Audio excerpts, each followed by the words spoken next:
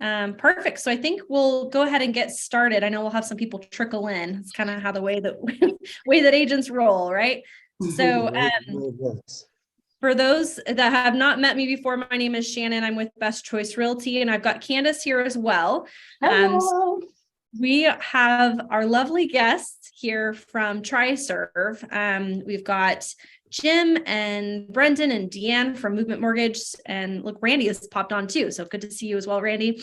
So we've got the whole crew, and we've got all sorts of questions that we're going to pose their way. Hopefully we don't stump you guys too much, but I'll let Deanne kind of introduce who we've got here from Triserve. You're good with that, Deanne, and then we'll just go ahead and get started. Okay, I'm happy to be here today, and I'm really excited to welcome one of our top AMC directors, and that would be Jim, and I'm hoping I'm saying the name right, Jen Zersky from Triserve. So he and Triserve have been with Movement since AMCs have been required. And they just do a terrific turn time and help us with our expedited, processing. So we so appreciate them. And also Brendan Nichols, he is an appraisal lead with Movement, and he's here to answer any questions that you may have as well. So I'll let you take it from here, Shannon. Perfect. Yeah. So I think we'll just start off I know we've got some new agents here on the call. So I figured we'd just start with a real easy one, get you guys started and just explain what an AMC is, because I think a lot of agents don't know actually how that process works. So we'll start off with an easy one. So what is an AMC? Who is part of an AMC? How does that process work? I've got this one. Hey, first of all, I really appreciate y'all having us on, and very excited to be a part of this. I've always enjoyed talking about our industry, talking about our specific role in the industry, because there is a lot of misnomers, a lot of shadows cast on the, what does the AMC do? They just, take the fee and they go find the cheapest appraiser and they get it out there, and then, that's it, right? And that is like the furthest thing from what we actually do. Number one, first of all, appraisal management companies, they have been around for a very long time, even before the financial collapse in 2008. AMCs existed, but you really didn't see the firestorm into the industry as you did in 2008, 2009, and to present day. And really, it all evolved. First of all with the HVCC, which changed over to the Dodd-Frank and appraisal independence requirements. And essentially our first role in the industry, so to speak, is to create that firewall between the lender and the appraiser. In other words, they don't want the loan officer speaking to the appraiser as far as value, as far as appraisal results, things of that nature. They want to keep it separate. I've often likened it to, like, after the appraisal is completed, the appraiser is actually almost like a sequestered juror, like can't talk to him, right? So to speak, and which is sort of true, but at the same time, there are ways that we can communicate with the appraiser on behalf of the lender, just to keep it within guidelines. So really that's the main focus. A lot of what the industry doesn't see is what we do behind the scenes, and a lot of that focuses on the 10% or the small percentage of appraisals that can go awry. And it can be for many different reasons. It can be for condition, it can be for property type, it can be location, it could be a rush appraisal, it could be results that that people are unhappy with or not pleased with. So, a lot of how we fit into the lending industry and the process and the appraisal process is, especially when things do not go as they are expected, it's what do we do? How do we handle that? And to us, it's, immediate communication, what are the perceived issues? How can we solve it? Let's at least explore a couple of different options and put it out to the lender, and see how we can get the loan or the process back on track to ultimately close the loan. Because as you all know, there's a lot of things that can happen from point A, meaning, hey, we've got a contract on the house, to the closing table. And, that's where we step in when those things happen. And we pride ourselves on ultimately providing solutions. So hopefully that answers some of the. Yeah, I mean, it sure does. I know that we've got a lot of our top listing agents actually on this call today. So I'm sure that they love the fact that they have an opportunity to hear from you guys, because we don't often get to. So in terms of how we, as agents that are out in the industry working with sellers all the time, what can we do that appraisers appreciate the most? What are some of the kind of things that they're like, I love this, and when I go into a house? Or what are some of the situations where you're like, oh, that was awful, please do not ever do that as a listing agent or as a buyer's agent? What can we learn from some of the experiences you've come across? So there's maybe some misconceptions on what and how agents can interact with appraisers. And number one, like, as far as providing a CMA or providing comparables, discussing with the appraiser the property, the history of the property, the improvements, anything of that nature. Like, as a prior appraiser in the field, I always welcomed that interaction before the assignment results were given to the lender. Like, that's a big reason why you all do what you do, right? Is, you're out valuing property as an appraiser does. You just do it a slightly different way. You may have incredibly specific local information to the property, to the area within 1 mile that is useful. The appraiser may already know that situation, but anything to reinforce how you valued the property, how you came up with the contract price. You're not necessarily trying to steer the appraiser towards a specific value, but you certainly are professionals in your own right. Your opinion matters, and anything you give the appraiser before the appraisal is completed is completely legit. It's completely above board. It does not break any sort of USPAP regulations on the appraisal side. And the appraisers that we align ourselves with, we've always tried to align ourselves with the open-minded appraiser. We don't want the appraiser out there that meets the listing agent or the selling agent at the property and is just like, no, I don't want, I'm doing my own research. Look, your opinions matter. And, that is something that to me is valuable. Where on the flip side, once the appraisal is delivered to the lender, that's really where the regulations start to click in, as far as what the appraiser can say, what the appraiser can do.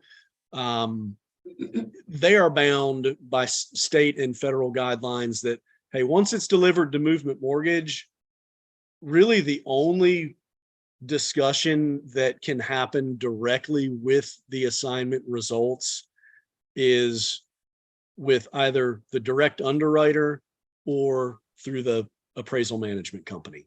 So at that point, they really can't, if you called up the appraiser and said, hey, it came in $20,000 low. Why? Like that conversation just simply can't happen. And it's not that the appraiser doesn't want to be helpful. It's not that, they're scared to talk about the value of the property. They just simply put, it is against what the industry guidelines that they're governed by. And so if you've ever run into a situation, and you probably have, that, value comes in light for whatever reason, you have the appraiser's number. Look, I don't blame you for picking up the phone, right? And making that call. But, if they kind of shut you down, it's not that they don't want to help. You just have to go about it a certain way. And that's through the lender and through the appraisal management company. So are we seeing a lot of packet, like for appraisers, is it helpful to have like a listing package at the house that, or maybe even I believe, appraiser? in my opinion, yes, Okay. Shannon, for sure. To me, it at the very least shows that you've done your research on the property, you've done your research on the, within the specific marketing area.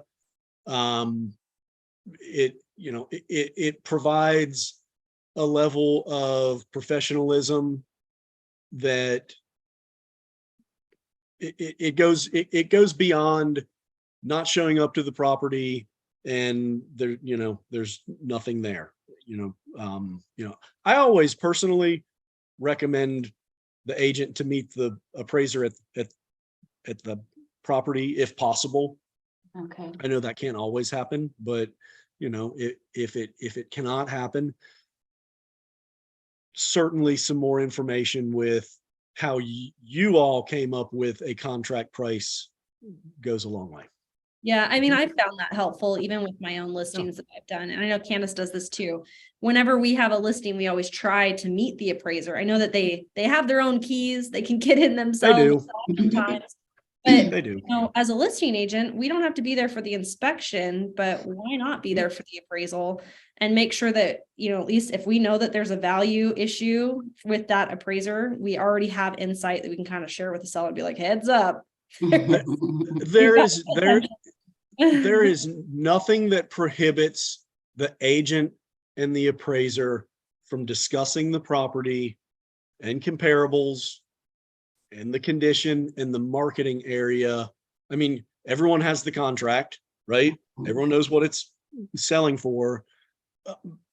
And there's nothing that prohibits that interaction before the appraisal is sent to the lender. Like, Okay. nothing at all. Awesome. Well, I mean, that kind of answered my question on the what not to do. Is there anything specific that we should not be doing? And it sounds like, after the appraisal's in, just trying to go directly to the appraiser and, kind of going and combating it is not the right way to go about it. Correct. That is, Candace, that's 100% correct. There's, unfortunately, in this day and age, there's just a certain way that we have to go down the path. And, Right. it's either, typically it's through the AMC. It's certain times it can go through the DE underwriter as well, but that's pretty few and far between. Okay. And this might be a little fully loaded, but what all goes into an appraisal? Oh boy, yeah, that is a loaded question. Because I mean, there's so much, like, if you get to the granular level, you're looking at locational factors, marketing times, just the overall success or increasing, decreasing property values, which it's either going one way or the other. I know that there's a box to mark stable on the appraisal as far as you know, your marketing area. But, you know, truly, to me, the market's either going up or it's going down. And, you know, that there's so many different factors, you know, locationally, just the improvements, the condition of the property, any unique factors, accessory dwellings, waterfront, you know, it's a lot to try and consume for the appraiser, and, you know, pulling comparable data. You know, look, some are not too difficult. Like if you're in a subdivision, it's a tract home subdivision, pretty easy, right? Heck, you may wind up getting an appraisal waiver on something like that anyway. But you know, when you look at the complicating factors and trying to derive market adjustments, which, you know, my opinion of what a detached garage is worth versus your opinion is probably going to be a little different, right? So, you know, you have to use some very good analytical tools. You obviously have to have local knowledge. You have to have the local MLS, and, you know, with some of the agents' input as well. Again, that goes back to being, you know, a very valuable part of the process, especially on a complex property. Yeah. I think Rick had a question. Go for it, Rick. Thank you, Shannon. Jim, Rick from Gig Harbor. Yes, sir. This past year, we do a fair amount of VA in addition to other financing types, but we've had Tidewater issued on about 3 of our listings, of which we don't like a Tidewater, but we do like it for the opportunity to have a dialogue with the appraiser prior to it being issued. And so my question is, do you foresee a Tidewater type situation being used in conventional financing? So I know that HUD has issued some guidance fairly recently that they are looking at that particular process. I don't believe the GSEs, you know, Fannie, Freddie, I don't believe they have issued any specific guidance saying, hey, we want to, you know, go down the exact same path as VA as far as, you know, reconsidering the value and giving everyone an opportunity to weigh in on their opinion via, if it's comparables or, you know, that situation. So, you know, I really can't speak for the GSEs or FHA other than it's my understanding they have looked at VA's process. Whether they're going to adopt it is anybody's guess. You know, there's a lot of changes within our side of the industry as it pertains to appraisals already this year and coming up down the very, very near future. So that part of the process, you know, to me right now, at least on a going the, you know, if we just want to talk reconsiderations of value briefly, you know, I think we have a decent process in place on the conventional and FHA side, which allows the, you know, the lender with input from the realtors an opportunity to review the completed appraisal and say, look, you know, this is why we feel it should be, you know, higher based on these additional comparables, or based on the condition, based on the quality, based on the location. You know, the success of a reconsideration of value ultimately comes from how it's written and, you know, how much game you come with as far as, you know, putting that reconsideration of value together. In other words, like, I've seen plenty of them where they'll come over to us and it'll say, can you please just consider using these 3 sales? And like, that's it. Not why. Nothing more. And, to me, as an appraiser, you're probably going to lose 95% of those, if not more than that. Like, you may never win a reconsideration of value like that. If you come with, and you always have to take the emotion out of it. And I know this is an emotional industry, it's everyone's biggest investment. It's their house, right? But, if you come with, hey, we looked in the MLS, comparable number 3 is clearly not the same condition as the subject. Like, you have to get to that level of detail in order to win a higher percentage of reconsiderations of value. If they're written properly, if they make sense, if you are not only providing your own comparable data, but rebutting the data on the appraisal, like, your percentage of getting a value increase goes up dramatically, in my opinion. Perfect. Thank you. I think, how many reconsiderations are we actually seeing successes on? I mean, are we dealing like 1 out of 4? Is this 1 out of 10? Like, what is the percentage you would say where we actually have some wiggle?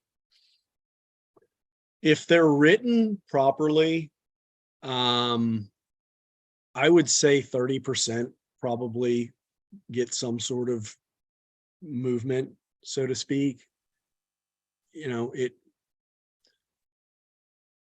Again, a lot of times they're just not written the right way, and we can even go back and say, hey, look, do you have anything in addition to this that you would like to add? And, a lot of times there is nothing else that is added. So it's just, hey, here's these sales and that's it. So, again, it all depends on the level that the data is presented, if that makes sense. Right. So for listing agents, we got to be very impartial. Mhm. Sounds like, right? Yes. Yes. I know. So I wanted to talk a little bit about conditions, because we've seen these crop up, I think, more recently. What are some of the big things that are coming up for conditions, like approved appraisal, but conditioned upon X, Y, and Z being completed? I mean, other than water straps and carbon monoxide detectors, which I feel like we've been fighting for the last 10 years, is there anything else that's kind of like the top things to keep in mind of so we can prepare our sellers for those types of conditions? For us, and Movement may want to, or Brendan may want to chime in just on the underwriting side potentially, but the biggest, I guess, stoppers, so to speak, appraisal conditions is typically if there's any sort of safety or soundness issue, and this is not only on FHA, but the conventional side as well. I know a lot of people think that, and a lot of people in our industry are of the belief that, just because it's conventional, like, repairs don't matter, right? Well, they do matter, and depending on the extent of them, and any sort of safety or soundness issue that may come up is typically a pretty big red flag. And we do see those. As far as any other, would those be like siding issues, like deck issues, roof? I mean, what are kind of the big yep, ones? that would all fall under that category. I saw one the other day that the house had a loft, like, it's kind of like an A-frame home and it had a loft, but there was no railing on the loft. And the stairs leading up to the loft, like, again, you could just like fall right, like right over. And, and you would think, well, hey, can you just maybe we just don't include that in the gross living area, right? Maybe we just exclude it. And that's where things get lost as well, is because it exists at the property, you can't just say, hey, we're not going to give that value. Like, the deck's falling in. Okay, well, just don't give it value, right? You have to take into consideration the entire condition of the property, all of the improvements. They all either have contributory value or maybe they detract from the value, right? Maybe in a negative way. So it's, those are all items that you do have to be aware of, not only on FHA, but conventional as well. Yeah, I can chime in a little bit on that. On our side of it, when we see appraisers quite a bit will appraise a property as is, thinking they're helping the matter. But if there's a picture of a deck with a railing that is half completed or falling over, or a deck that's, as an example, or a stain in a ceiling, these are all things that the agencies have kicked back loans for. And these are things that we have to go to the appraiser and go, hey, is this a health, safety, or soundness issue? Can you address this? If it is, we need to make it subject to those repairs. So we do get a lot of questions on that saying, hey, the appraisal's as is. Why are you asking about this? Well, we have to take a step further. And if we see it in a picture, or there's a comment somewhere, or even in a contract saying, hey, the roof's going to get repaired before closing, and the appraiser doesn't mention anything, these are all things that, we have to address as far as the repairs go.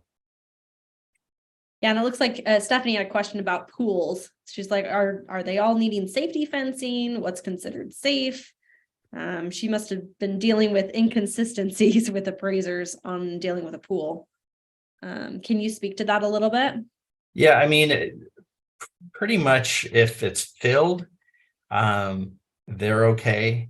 If they're not, they need to have a certain type of cover over them that if somebody falls on the cover, it's not going to collapse. That type of thing. The obviously the above ground pools, there's no value, it's all personal property. But if there's a health and safety issue around that, we may need it addressed. I don't know if that helps.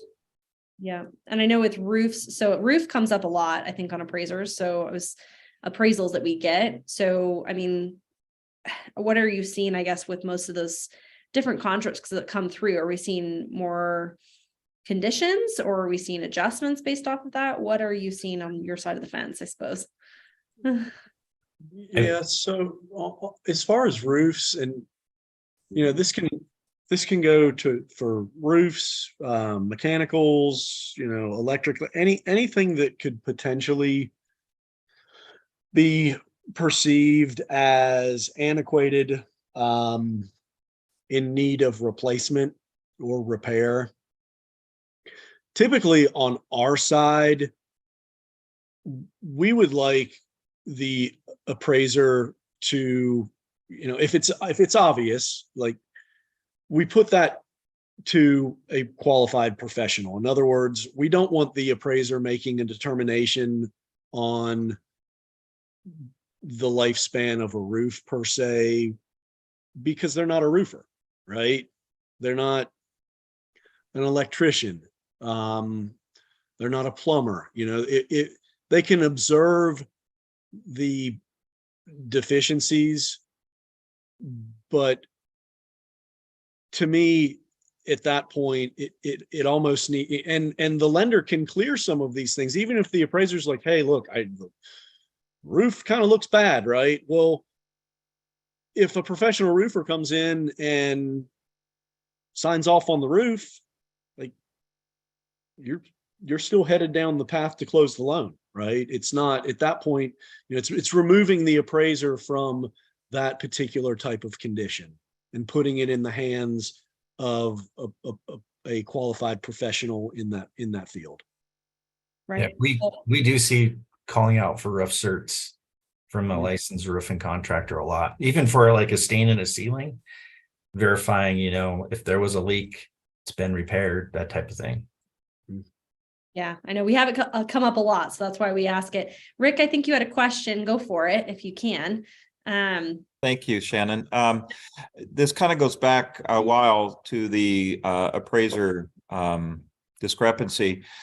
My experience in practice has been that most appraisers are reluctant to adjust their report, even when I provide pretty substantial comparables that should have been used that they didn't use, because they're afraid they're going to be thrown off the list of the lender. So could you address that possibly? It's kind of an industry that they want to protect their integrity, and if they show that they were inaccurate in whether it be square footage or whether it be a comparable, I'm just not finding much success in seeing a reversal. So from my perspective, number one, if it's a if it's something that can be documented, in other words, square footage, there was a prior appraisal, anything that we can provide, and it's a substantial discrepancy. In other words, we can send 3 appraisers out to a 3,500 square foot home, and all 3 of them are going to come back with slight deviations of gross living area, right? And that's fine. But if it's something substantial that we can prove, and us as an organization can't move the meter, like I personally have a big problem with that. Like that would be a situation to where upper management from Triserve, upper management from Movement would get together and say, look, if we cannot get this resolved, and we have proof that the house is 500 square foot larger than what's being reported, that's an immediate, like, stop, pivot. The prior appraisal is materially deficient and we're moving on to a new appraisal. Like that's, in my opinion, just almost a no-brainer as far as the process. When it comes down to comparable sales, when it comes down to adjustments, again, if there is a level of if there is a level of quality concern that I can look at, that my team can look at, that Movement can look at, that really, really makes sense. In other words, look, we have third-party data as well. We have data from Fannie Mae, which is phenomenal data. They pull from all of the MLSs. They pull from prior appraisal reports within the area. The Fannie Mae and Freddie Mac have more data than you all can even imagine at this point. And they, not only do they have the data, but they can provide it and in a format that the lender can look at it and go, you know what? We may have an appraisal problem based on how Fannie and Freddie are looking at it. And, and Rick provided this rebuttal, and, it all kind of matches up to that. Maybe we do have a problem. And, all of those at that point, that's going to bubble up to the management at my company and at Movement. And, if we're not getting either a proper response from the appraiser, meaning like, hey, I looked at the data and, I'm just really not going to review it. I'm not going to change my value. I don't agree. Like if we're not getting the responses that we need, we can take that, all of the information that we have and all of the data that we have through both of our organizations and ultimately make a decision like, can we throw this appraisal out and order a new appraisal? Yeah. So just because the appraiser says, I think it's worth X, doesn't always necessarily mean that that's where it ultimately lands, if that makes sense. Yeah. So it's like, to answer your question, Rick, it's like you have to take it up a level, that's going up the pipeline a little bit. Patty had a quick question and said, I had a situation where a comparable use had $50,000 in repairs after the property was closed. It drove down the value of my subject property. It's good to know the neighborhood. Agreed. So, I mean, it's like the neighborhood, knowing what that market intel that we have as agents is something I would say we definitely want to share that with the appraiser. If we've done all that research on what's going on. 100%. Property condition and property, quality of construction is like, to me, and I know there's a lot of different factors in valuing property, obviously location, but property condition is very high up there on my list of, when you're coming to a final valuation, when you're looking at your comparable sales,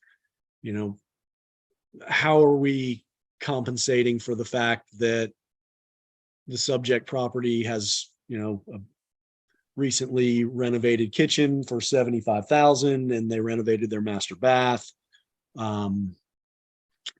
Those factors are incredibly important. And I will be the first to say that if that's not being considered within the appraisal process and the methodology behind valuing a property, like that's an easy throwaway. Like I would be screaming on top of a mountain, this is a bad appraisal. Yeah. And in terms of adjustments, so a lot of agents, I think, and certainly not best choice agents that I've seen recently, but a lot of agents, I think, fall in the trap where they won't do those types of condition adjustments when they list the property. So other than conditions, and what have you seen with square footage specifically? Because I know that's one I talked to an agent this morning and he's like, I don't know what to do for a square footage adjustment in this particular area. So what are we seeing, at least in our area, for square footage adjustment factors? I don't want to speak for your specific market. What I will speak on though is something that probably you all may get trapped on frequently, is property selling at a specific price per square foot. Right. And, I've seen it come across that, hey, the appraiser should be adjusting $275 a square foot. Why are they only adjusting $80 a square foot? Right. I mean, that's what property selling for, is $275 a square foot in our area. And,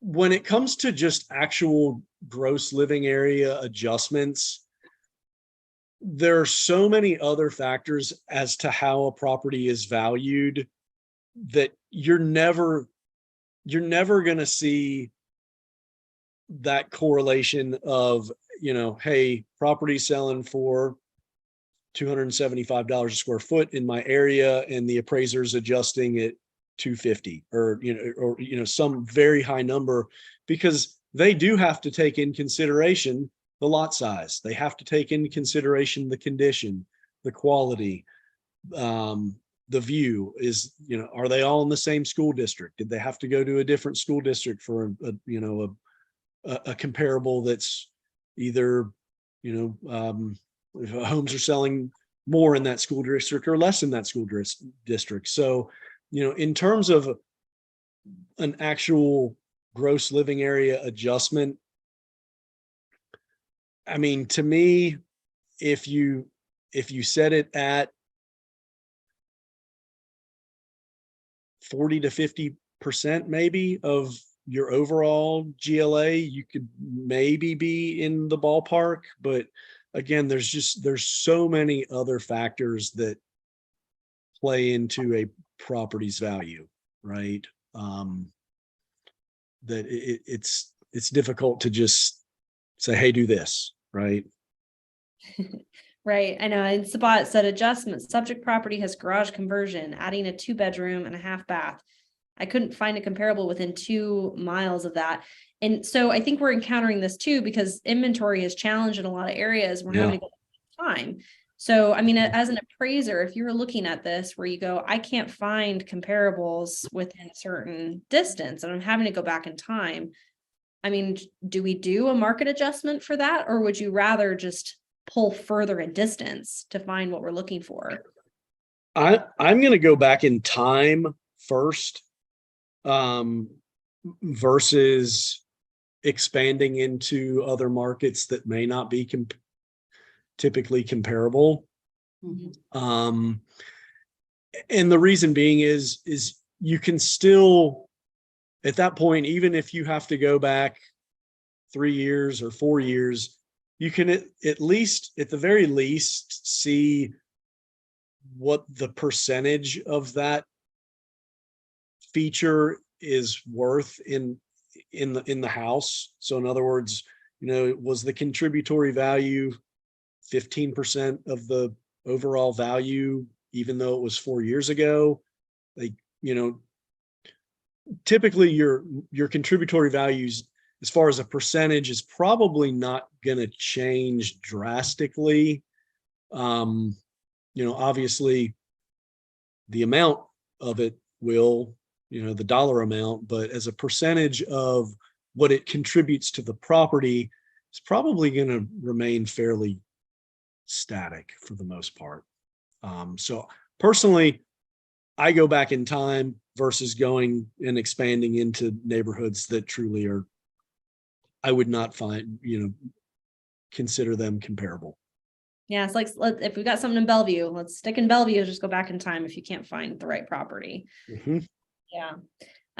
So in terms, I know you touched on this a little bit earlier. I'm going to go back to it a little bit and talk about appraisal waivers. Are we still seeing that? And what warrants a property having an appraisal waiver versus not having an appraisal waiver? And this might be for Deanne or or Sam or something like that too, if it's better for you guys to answer. But I think it's important for us to know and be prepared for those types of scenarios.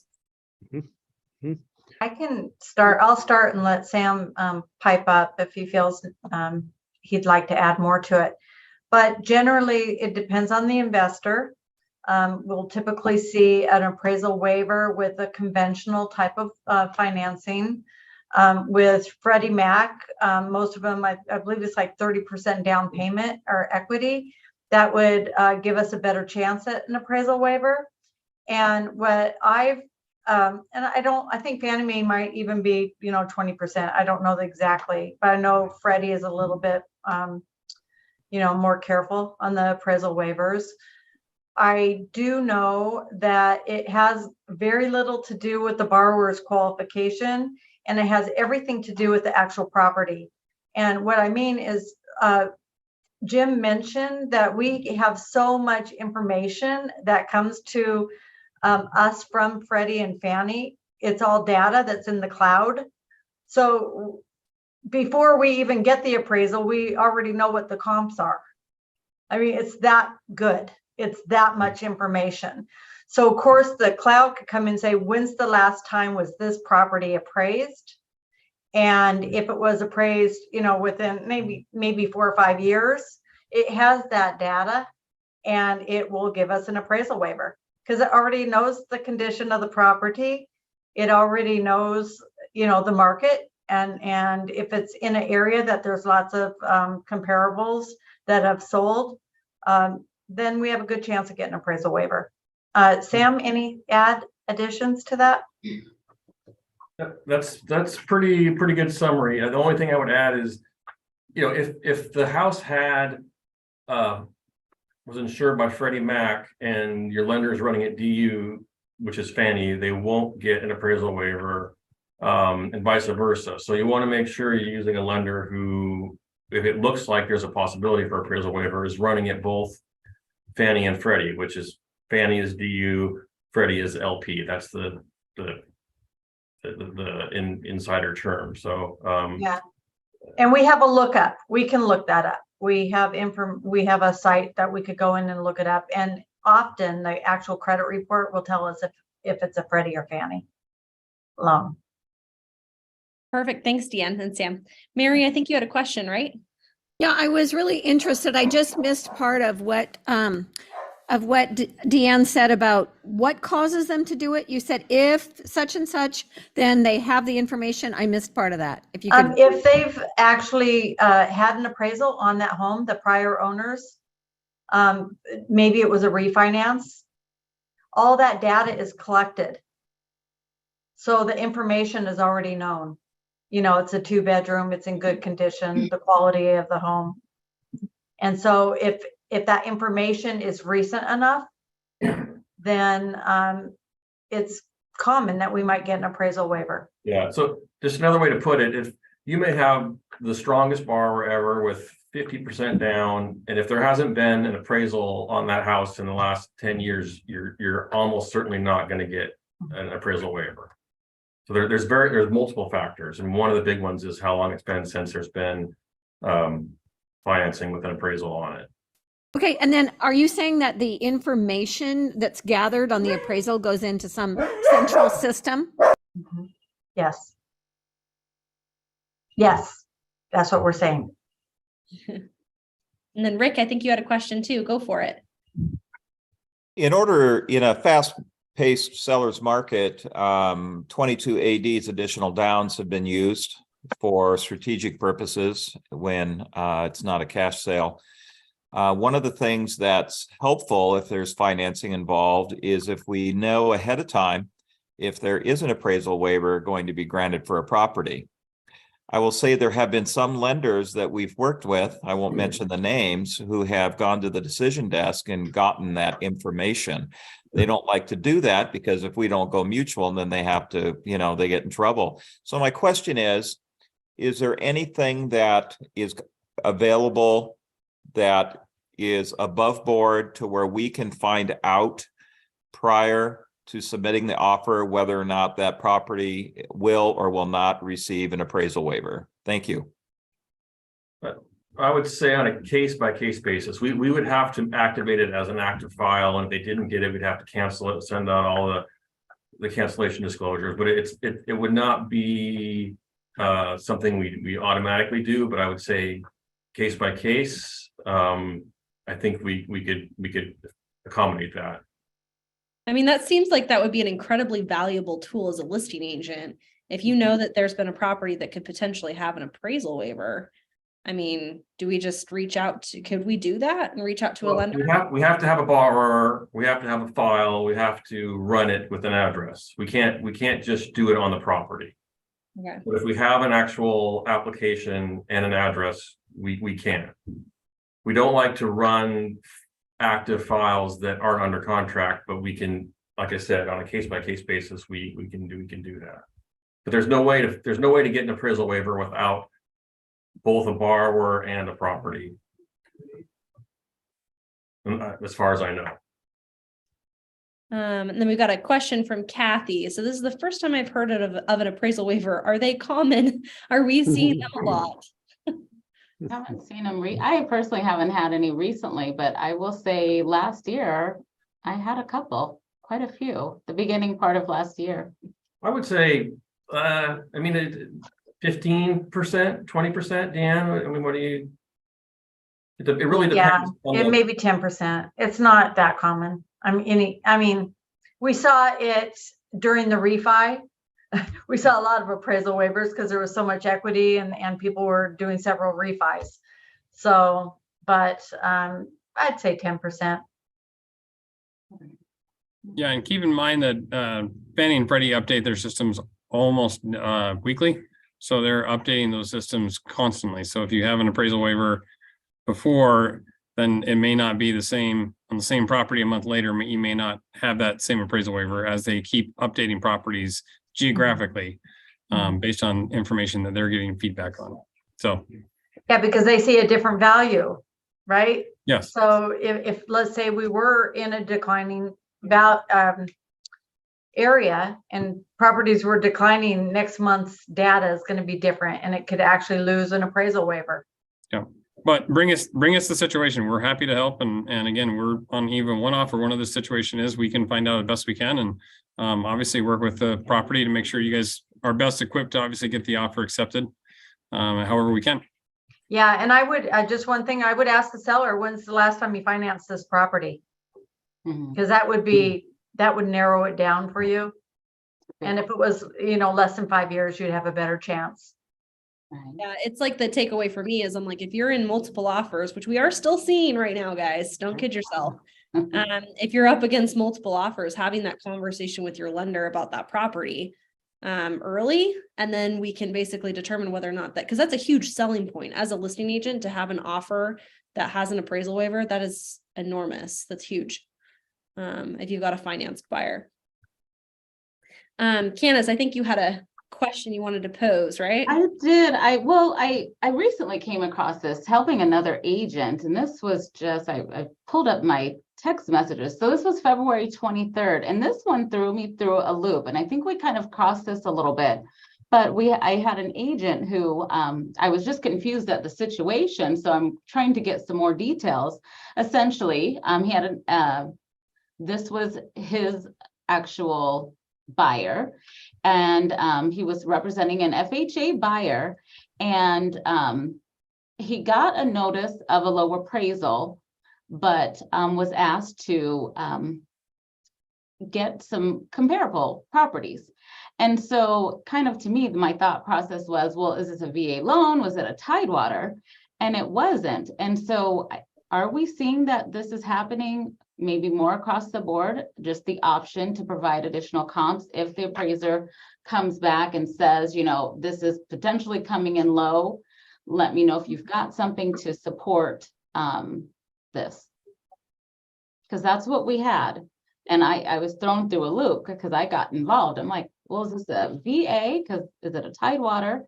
And it wasn't. It was an FHA buyer. And the lender said, I did ask them, no, we could not submit the report. So she could not submit the full appraisal for the low appraisal notice until they were able to provide those. Because if she did that, they were kind of stuck with what they had.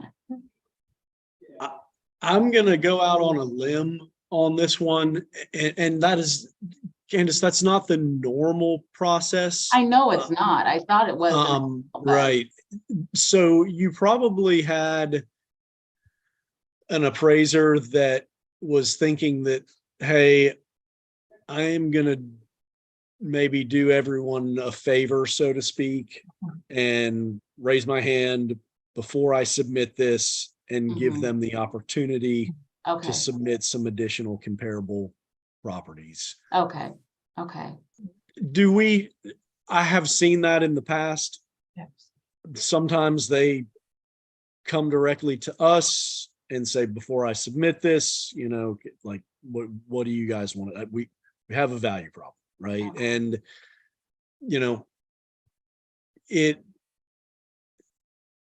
you can take it both ways. The vast majority of the time is where we all wind up is the appraisal comes in, it's low, and it's already completed, and then we deal with it after the initial submissions. Right.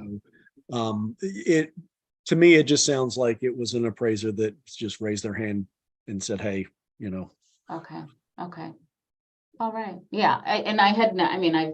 I do quite a few transactions a year, and I had never had that on anything other than the Tidewater VA. It's definitely the exception on that one for sure.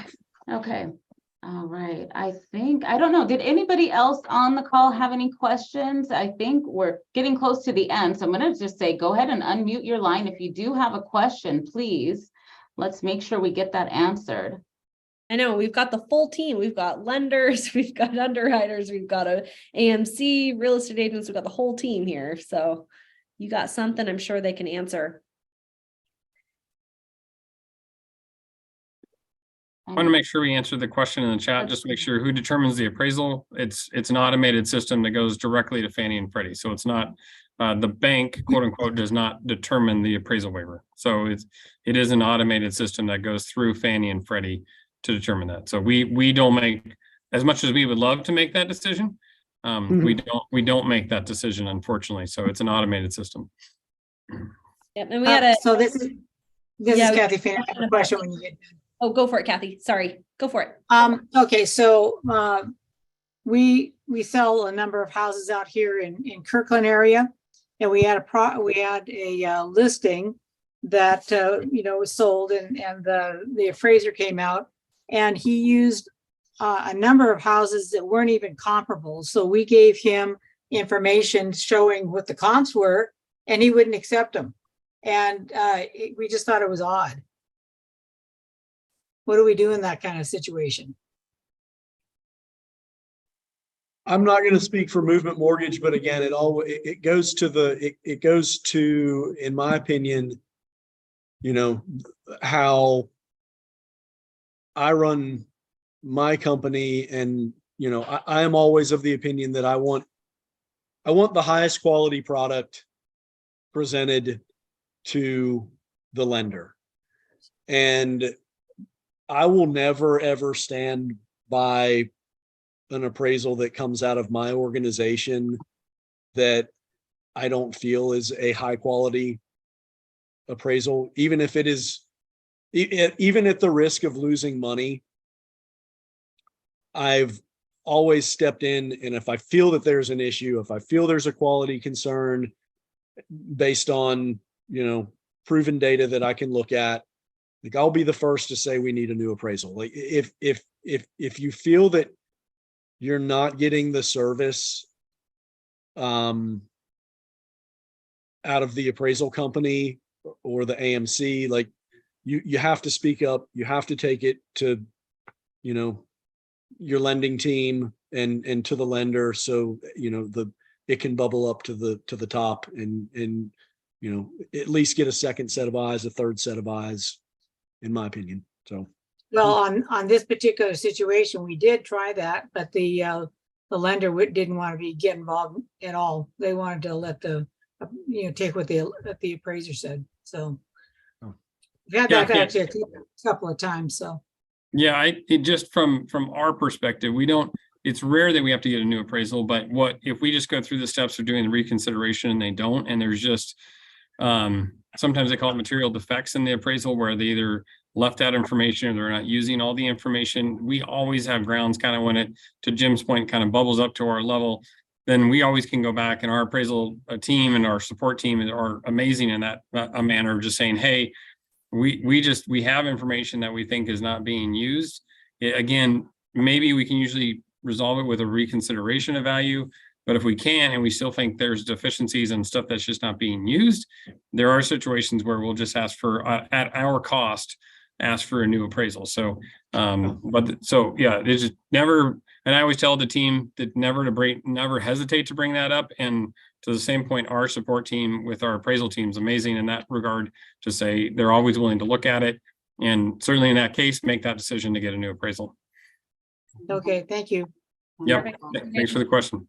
We had a couple extra questions. Hopefully we can do a little rapid fire here at the end. So can you guys speak to a little bit about declining markets and the impact we're having on our appraisals that we're seeing, specifically with just, what's her adjustment, year over year, especially if we're having to go back in time, that I know Jim mentioned, if we're going back in time rather than distance, what can we do with the market now compared to the market a year ago? Right. I mean, as far as looking at market adjustments, typically I look at them, what's the past 3 months, what has gone on in the past 3 months, then, what has gone on from 3 to 6 months ago, and then take it back a year, right? And typically, if you are searching the data correctly, meaning, you're not just hyper focused on this specialized market that really it's not going to provide you with enough data to have a meaningful understanding of where that market has been and where it is today. If you truly open it up, your research, you'll be able to view the trends and where the market was, where it is today, and come up with a reasonable adjustment based on the data that's presented. Is it going to be exact as far as, hey, our market's declined exactly 3.8%? No, it's not. And that's look, that's for every adjustment on an appraisal. You're never going to have a perfect adjustment. It's never going to happen. No matter how hard the appraiser tries, no matter how hard the realtor tries, like there's always going to be that level of, well, should it be $15,000 or should it be $12,000? In my mind, it all goes to the, is it reasonable based on the data that's presented? I'm not going to argue a couple of $1,000. I will argue 50 grand though. If, like it goes to it's an art and a science, right? To do the appraisal. Right. It's not just a science. There's a little bit of art to it. And look, the adjustment data is typically always there. You just have to know where to look. You have to know how to filter it, to get to that adjustment. And sometimes, unfortunately, you just have to take the time to do it and to find it. Perfect. And Yeah, it looks like we had one last question there. This says, what value is given to a nicer, larger shop compared to maybe one that's a little smaller and a basic? 10 grand. About 10. I don't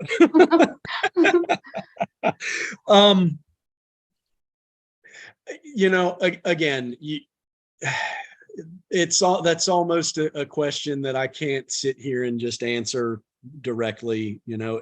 Number one, are we talking a $2 million property, or are we talking a $300,000 property? Right. I mean, there's certain levels of